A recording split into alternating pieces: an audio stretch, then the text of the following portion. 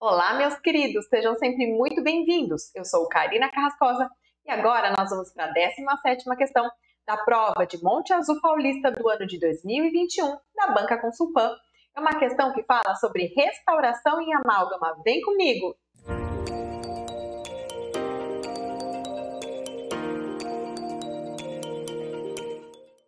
Pessoal, o que diz essa questão?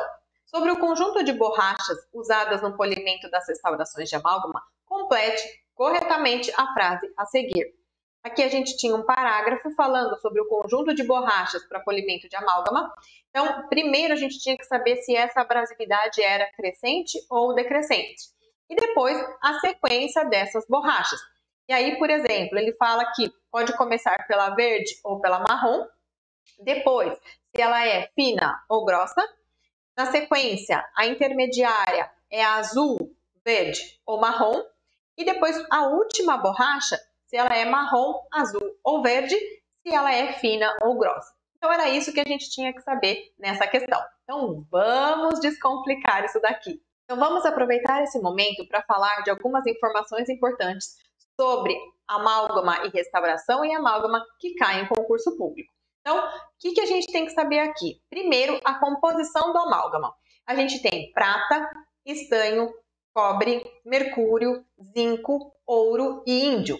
Então, em primeiro lugar aqui, a gente tem a prata. Em segundo lugar, o estanho. Em terceiro lugar, o cobre. Quando falar de composição, de restauração de amálgama, a gente tem que lembrar de PEC, prata, estanho e cobre. Depois, vem os outros compostos aí em quantidades menores. Outra coisa importante que a gente tem que lembrar para o nosso concurso público, as fases do amálgama. Nossa, que horror! Tem gente que não consegue nem ver isso na frente. Calma, a gente tem que saber quais fases são e eu vou te falar o que é mais importante aqui, que mais cai em concurso sobre esse assunto. A gente tem a fase gama, gama 1, gama 2, Y, eta e o cobre eutético. Importante saber, quem tiver uma capacidade aí maior de memorização, quem está em cada fase. Por exemplo, na gama, prata e estanho. Gama 1, prata e mercúrio. Gama 2, estanho e mercúrio. Y, cobre e estanho. Eta, cobre e estanho. Cobre eutético, prata e cobre. Mas o que mais cai em relação a isso é sobre a fase gama 2. Por que a fase gama 2 é tão importante? Porque quando a gente tem muita formação de gama 2 nesse processo de cristalização do amálgama, a gente vai ter uma menor resistência mecânica dessa restauração e uma maior ocorrência de corrosão. Então, toda vez que a gente tiver muito gama 2, a gente vai ter uma restauração menos resistente e com mais corrosão. É isso que mais cai em concurso em relação a esse assunto.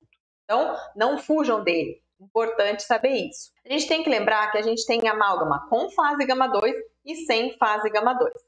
Com fase gama 2, são os convencionais, com baixo teor de cobre, até 6%. E sem fase gama 2, nós chamamos de cobre eutético. Então, quando a gente fala de formação de fase gama 2, a gente tem que lembrar que quanto maior a quantidade de mercúrio, maior vai ser a formação de gama 1 e gama 2. Outra questão aqui, que quando a gente faz uma boa condensação, a gente tem uma redução da fase gama 1 e gama 2. Isso cai muito naquelas afirmativas para a gente falar se é verdadeiro ou falso e pega muita gente. Então, lembrem, quanto mais mercúrio, eu vou ter mais gama 2.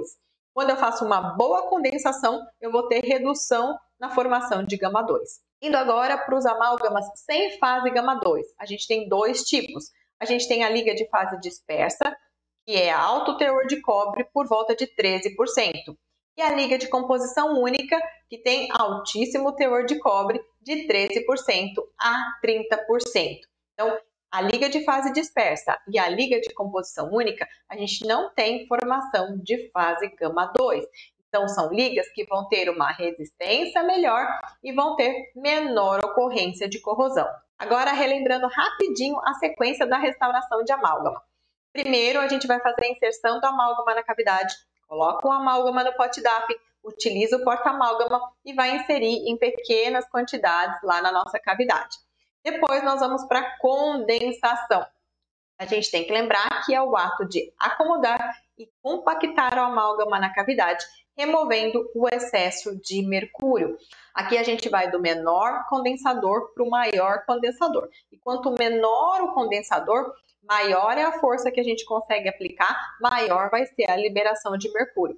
Importante lembrar aqui que a gente vai começar sempre pelos ângulos diedros e nessa fase de condensação, o mais importante é adaptar esse material ali na cavidade para diminuir os espaços, diminuir porosidade e liberar mercúrio. Seguindo agora para a brunidura pré-escultura. Importante aqui é remover excesso de mercúrio e realizar uma adaptação marginal.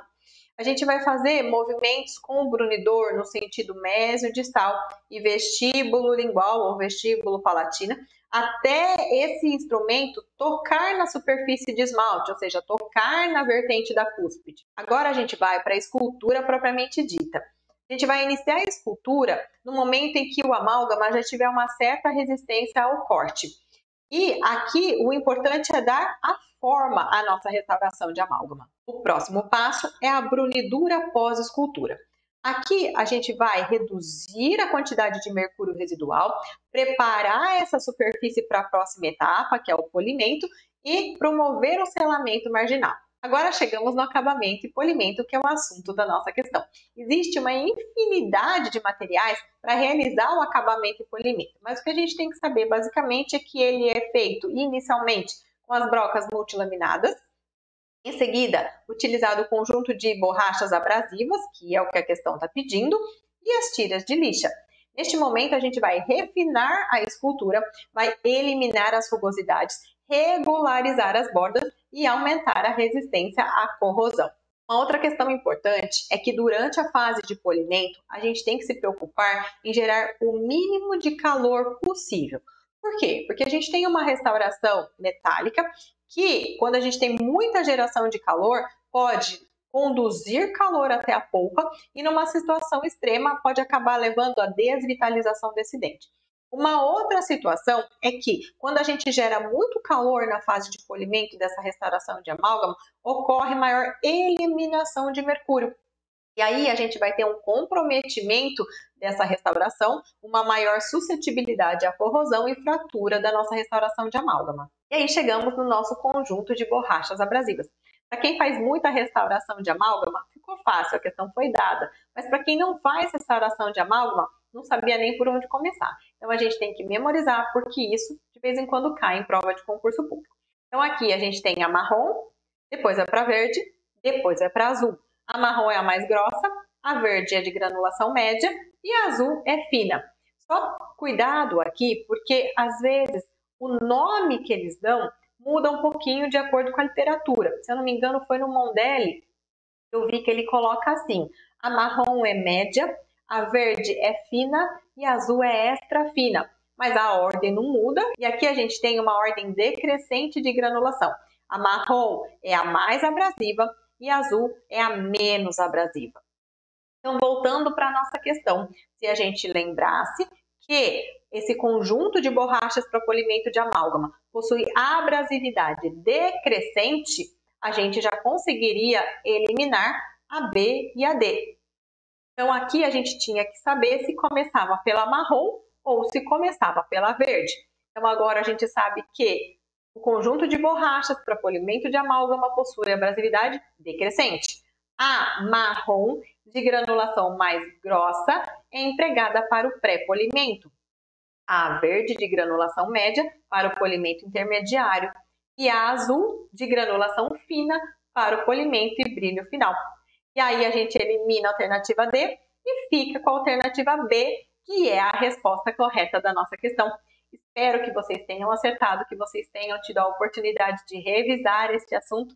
Agradeço mais uma vez a sua companhia aqui comigo.